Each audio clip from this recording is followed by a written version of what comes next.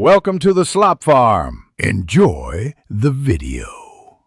You start by powering the Google TV box and connecting it to your TV via HDMI. This supplies video and lets the box talk to the display.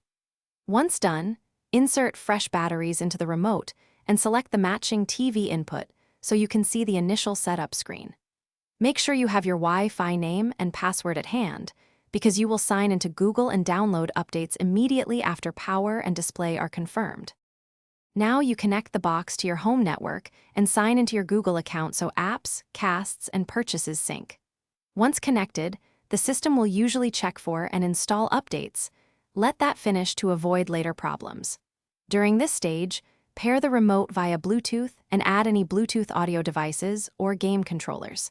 Make sure to enable location and backup only if you're comfortable. These settings help recommendations and restore preferences on reinstall. Finish by installing your streaming apps from the Play Store and signing into each service so recommendations populate. Then, tweak display and sound settings. Set resolution for your TV, enable HDR or pass-through for your receiver, and test audio output.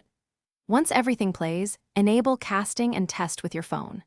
If playback or booting fails, try a factory reset or check HDMI cable/port. Restarting the box and using a different HDMI port. Thanks for watching. Consider subscribing if we helped you today.